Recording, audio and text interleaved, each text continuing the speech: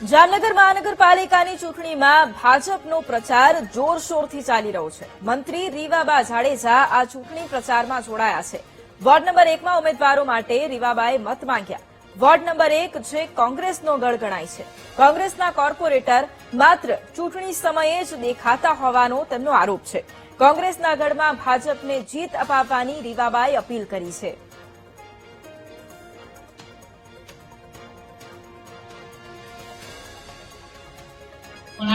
જામનગર મહાનગરના 78 વિધાનસભાના ward number 1 ખાતે વૈશાલીનગર ખાતે ભારતીય જનતા પાર્ટીના 4 ઉમેદવાર અમરભાઈ મોદી, ઇસ્માઇલભાઈ માણેક, ઝરીનાબેન અને સારાબેનના સપોર્ટમાં એક વિશાળ જન સમર્થન સભાનું આયોજન કરવામાં આવ્યું, જેમાં ખૂબ સરસ સંખ્યામાં આ વિસ્તારના નગરજનો ઉપસ્થિત રહ્યા હતા અને એ લોકોના વિશ્વાસ સાથે હું ખાતરી કરીને કહી શકું કે આ વખતે વોર્ડ નંબર 1માં પરિવર્તનની લહેર આપણને જોવા મળી શકે છે। દુઃખ સાથે કહેવું પડે કે વોર્ડ નંબર 1માં કોંગ્રેસનું શાસન અને કોંગ્રેસના કોર્પોરેટર્સ હોય, પરંતુ દુર્ભાગ્યપૂર્ણ જ્યારે ઇલેક્શન આવે છે ત્યારે જ આ કોર્પોરેટર્સ અને કોંગ્રેસની ટીમ એ પણ એક બે કાર્યકર્તાના ભાગરૂપે જોવા મળતી હોય છે। ન તો એમની પાસે સંગઠન છે, ન નીતિ છે, ન નેતા છે, ન નિયત નથી।